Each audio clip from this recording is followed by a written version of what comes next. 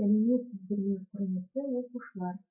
Мен Алматы облысы Талдықорған қаласы номер 2 орта мектеп коммуналдық мемлекеттік мекемесінің қазақ тілі мен әдебиет пәнінің мұғалімі Есенбаева Астазия Айдарқызы. Қазақ тілі 4 сынып 2 тоқсан 6 апта 22 сабақ. Сабақтың тақырыбы мамандықтар әлемі бөлімі бойынша шашты разда. Ребята, мы с вами продолжаем раздел под названием «Мире профессий», и тема сегодняшнего урока называется «Парикмахерская». Сабақтың мақсаты мәтінді оқып, керек ақпаратты табу, кімнен, ненің сұрақтарына жауап беріп үйрену. Сегодня научимся отвечать на вопросы с кем, с чем на казахском языке. Жаңа сөздер, новые слова. Шаштараз, парикмахер, сусабын, шампунь, тарақ, расческа, алжапқыш, фартук, шаш қыстырғыш, заколка, жабын это передник. Жаңа сөздерді үйрену.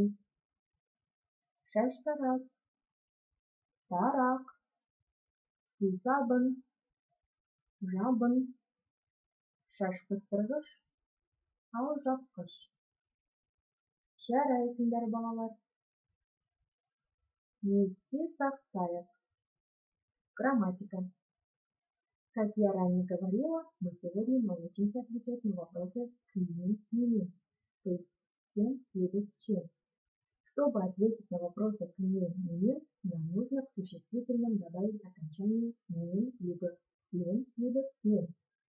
Ребята, эти окончания не подчиняются закону сингармонизма. То есть эти окончания добавляются и к твердым словам, и к мягким словам. Если слова заканчиваются на букву А, Э, У, Ю, Я, Р, В, М, Н, Н и краткие, то окончание будет «нин». Например, сусабын, шампунь. Если слова заканчиваются на букву С, либо Ж, то окончание будет «бин», «хагазбин». Если слова заканчиваются на букву Г, Х, Х, Г, С, Т, Ш, Щ, П, Х, Ц, Щ, то мы добавляем окончание «кин», орындық «кин». Жарайсыңдар, балалар. Егер ереже түсінікті болса, келесі тапсырманы орындайық. 3-ші тапсырма сөйлемдегі сөздерді тиісті жалғауда жалғап жаз. Вам нужно вместо многоточий добавить окончание «нин», «бин», «пин» и записать его в тетради. Бірінші сөйлем алжапқыш үстіңізді жабайын. Көп нүктенің орнына жалғауды жалғап жаз. Жарайсыңдар. Мен алжапқышпен үстіңізді жабайын. Келесі тапсырма, 4-ші тапсырма. Мәтінді түсініп оқы. Ребята, вместе прочитаем данный текст. Сәлеметсіздер, шашымды қиып беріңізші. Менімен жүріңіз, мына жерге отырыңыз. Жарайды. Кәне, үстіңізді жабынмен жабайын. Киіміңіз шаш болады. Журналдан үлгі таңдайсыз ба? Жоқ, маған өте қысқа шаш келеді. Жұқалап алып беріңізші. Балалар, енді мәтінді бірге аударайық. Здравствуйте, я хотел подстричься. Идите за мной и садитесь сюда. Хорошо, давайте я накрою вас. Вы выберете журнал? Нет, мне идут короткие волосы. Подстричьте мне тонко, пожалуйста. Жарайсыңдар, мәтінді аударып болдық. 5-ші тапсырма, сұрақтарды оқып, жауап бер. Вам нужно устно ответить на эти вопросы по тексту.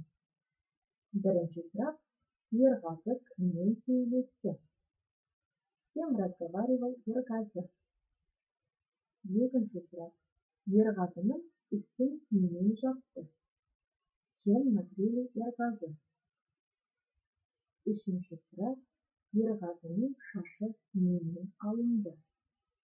Чем его подстригли? Сұрақтарға жауап береміз. Сұрақтарға жауап беріп болсақ, тексерейік. Ребята, давайте проверим наши ответы. Ерғазы шаштаразшымен сөйлесті. Ерғазының үстін жабынмен жапты. Ерғазының шашын мәшинкемен алды. Жарайсыңдар, балалар. Үй жұмысы 31-ші бет 7-ші тапсырма. Төмендегі сөздерді қолданып, сөйлемдер құрап жаз. Домашнее задание. Вам нужно используя слова ниже, составить предложение и записать в тетради. Сабақ аяқталып қалды, кері байланыс жасайық.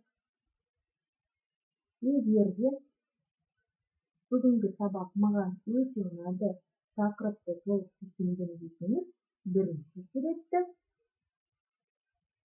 Егер де бүгінгі сабақ мен үшін өте қиын болды десеңіз, екінші суретті таңдаңыз. Осымен бүгінгі сабағымыз аяқталды. Сау болыңыздар.